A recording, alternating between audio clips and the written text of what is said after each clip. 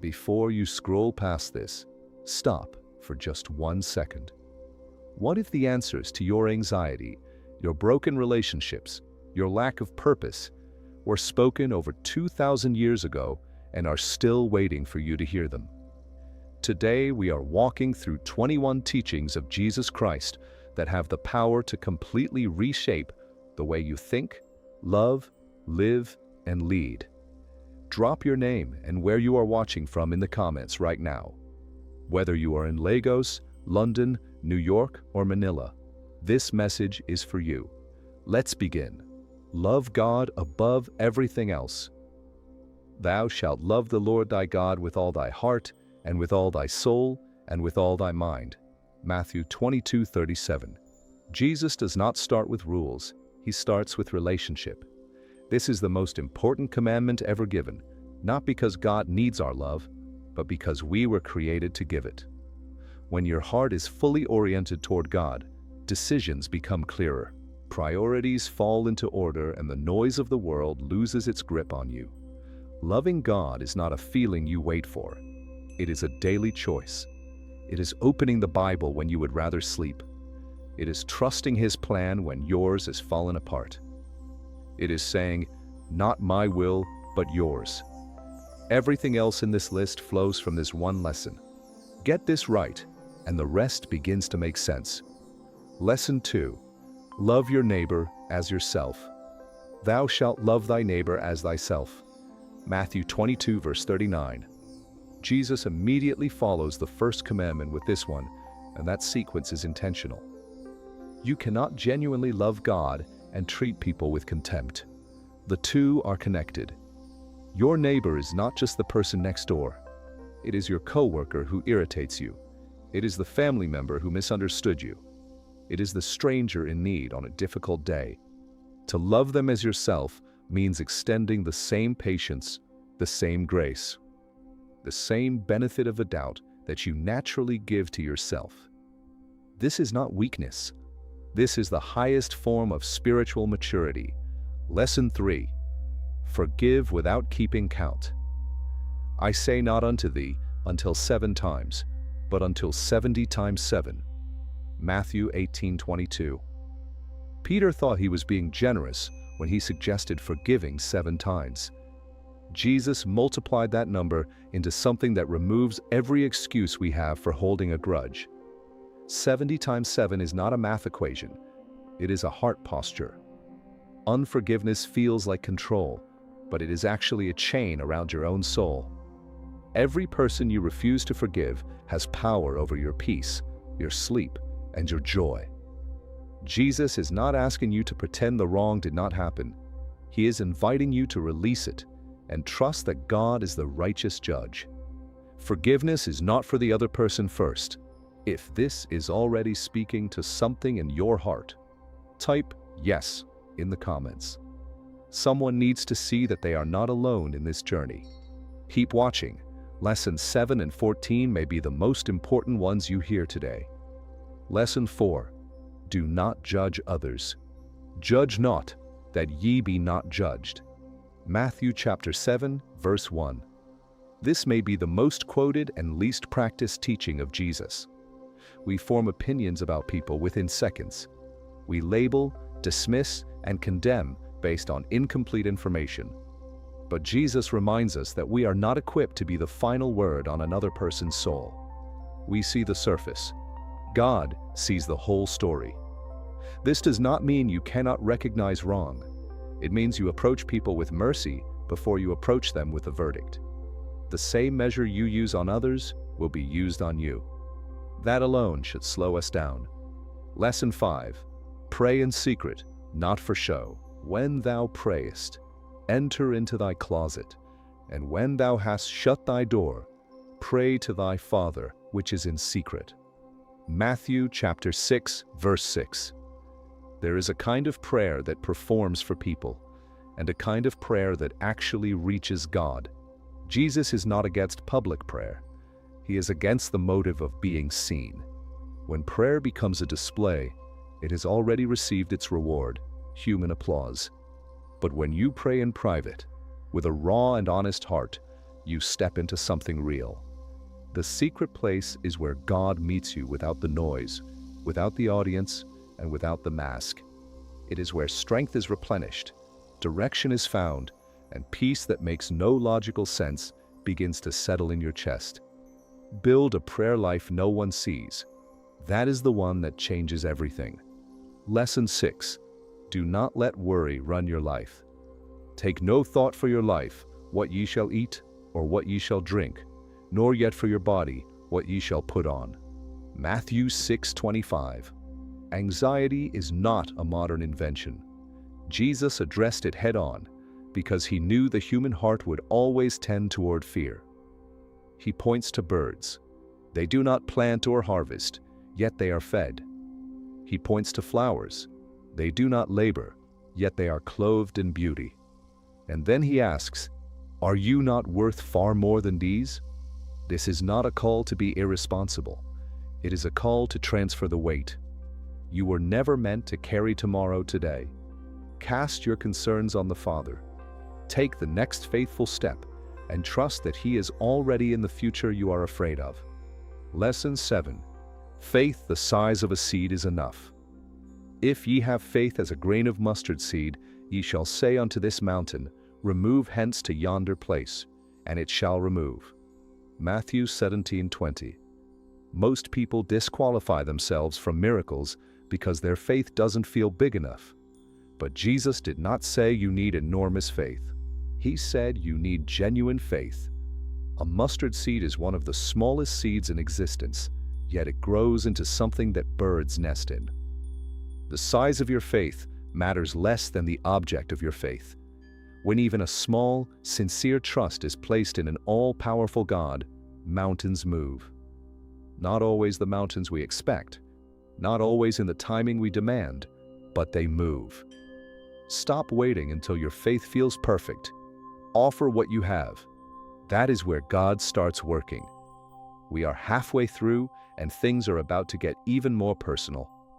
If you are watching this on a difficult day, I want you to know, lessons 13, 17, and 21 were written for exactly where you are right now. Don't leave. Lesson 8. Serve others the way Jesus did. The Son of Man came not to be ministered unto, but to minister and to give his life a ransom for many. Mark 10:45. Jesus, the one who spoke creation into existence, got on his knees and washed dirty feet. That image alone should redefine everything we think about leadership, greatness, and success. The world tells you to climb. Jesus tells you to kneel, not in defeat, but in love. Service is not about losing yourself. It is about finding your most Christ-like self. When you stop asking, what can I get from this, and start asking, what can I give here, your relationships, your work, and your sense of purpose are transformed from the inside out. Lesson 9. Give without looking for credit. Let not thy left hand know what thy right hand doeth. Matthew 6:3. Pure generosity has no audience. Jesus describes a kind of giving so free of ego that your own hands do not coordinate with each other. No announcement, no social post, no waiting for gratitude. Just a quiet act of love offered to God. This kind of giving is rare because it requires a heart that is genuinely secure. It means you do not need validation to feel that what you did mattered. You trust that the Father who sees in secret rewards openly. Give your time, your money, your attention, your kindness, and then release it completely. That is where true generosity begins. Lesson 10. Be the light wherever you are. Ye are the light of the world. A city that is set on a hill cannot be hidden. Matthew 5:14. Jesus does not say you should try to become the light. He says you already are. The question is whether you are letting it shine or hiding it under fear, shame, or the pressure to blend in. Light does not have to force its way. It simply shows up, and darkness has no choice but to respond. Your integrity in the workplace is light. Your patience with a difficult family member is light.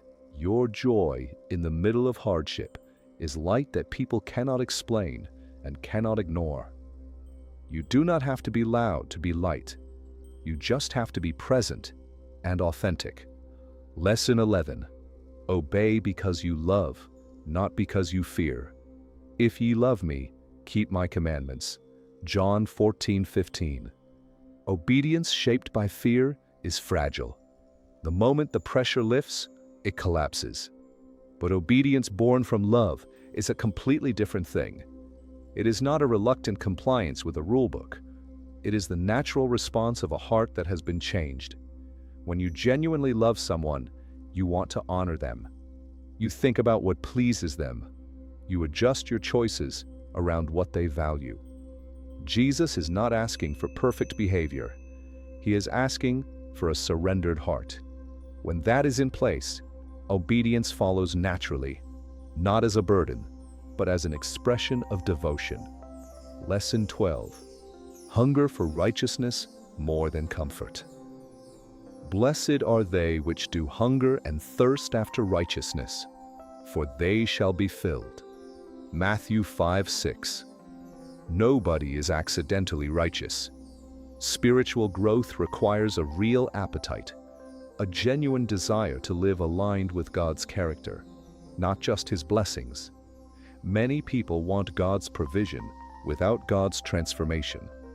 But Jesus says the blessing belongs to those who are hungry for righteousness itself. When you begin to crave integrity more than approval, truth more than comfort, and God's way more than the easy way, something shifts. You begin to be filled in places that nothing else could ever reach. That is the promise Jesus makes here, and He keeps every promise He makes. Lesson 13. Be a peacemaker in a world that loves conflict. Blessed are the peacemakers, for they shall be called the children of God. Matthew 5:9. Notice Jesus does not say peacekeepers. He says peacemakers. A peacekeeper avoids conflict at all costs, often at the expense of truth. A peacemaker steps into tension and actively works toward reconciliation. That takes courage, humility, and genuine love. In a world addicted to outrage, being a peacemaker is a radical act. It means you refuse to add fuel to the fire. You choose to listen before you speak. You extend forgiveness before it is earned. You build bridges where others are burning them. When you live this way, people notice something different about you. And Jesus says that difference has a name. It looks like being a child of God. Lesson 14. Keep your heart pure. Blessed are the pure in heart, for they shall see God. Matthew 5:8. Purity is not about perfection. It is about sincerity. A pure heart is one that is not divided. It is not pretending one thing on Sunday and living another thing on Monday. It is not using kindness as a strategy to get something in return. It is simply honest before God and honest before people. Jesus promises that those who pursue this kind of inner integrity will see God, not just in heaven, but in their daily lives, in the moments of clarity, in the unexpected provision, in the peace that arrives without explanation. When you clean up the inside, your eyes begin to see what was always there. Lessons 19, 20, and 21 are the ones most people need but rarely hear. They deal with timing, purpose, and the mission you were born for. Do not close this video yet. Lesson 15. The truth will set you free. Ye shall know the truth, and the truth shall make you free. John 8:32. People run from truth because they believe it will hurt them. But Jesus says it is the thing that actually liberates them. The lies we believe about ourselves, about God, about our past, those are the chains. Every false identity, every distorted view of who God is, every wound that was never brought into the light, those are prisons with invisible walls. When you encounter the truth of who Jesus is and what He has done, something breaks open. You do not have to perform to be loved. You do not have to earn your worth. You do not have to carry what has already been forgiven. That truth, fully received, is the beginning of real freedom. Lesson 16. Stay connected to the source. Abide in me, and I in you. As the branch cannot bear fruit of itself, except it abide in the vine. John 15:4. A branch cut from the vine looks fine for a while, then it dries out, then it stops producing. That is a picture of spiritual life without consistent connection to Jesus. You can go through the motions, speak the right words, and still be spiritually dry, because activity is not the same as abiding. To abide means to remain, to stay, to make your home in His presence. Daily prayer, daily time in the Word, daily surrender, not as a religious checklist, but as a living connection to the one who sustains everything you are and everything you are called to produce. Stay connected. That is where fruit grows. Lesson 17. Do not fear, only believe. Be not afraid, only believe. Mark 5:36. These 4 words were spoken to a man who had just received the worst news of his life. His daughter had died. And still Jesus said, only believe. Fear is loud. It fills the room. It tells you the situation is final. The door is closed. The story is over. But Jesus walks into rooms where hope has been declared dead, and He speaks differently. He is not asking you to pretend your situation is not serious. He is asking you to hold on to Him while it is. Fear and faith can coexist in the same chest, but only one of them gets to drive. Choose faith, even when your voice shakes while you do it. Lesson 18. Watch and pray every single day. Watch and pray, that ye enter not into temptation. The spirit indeed is willing, but the flesh is weak. Matthew 26:41.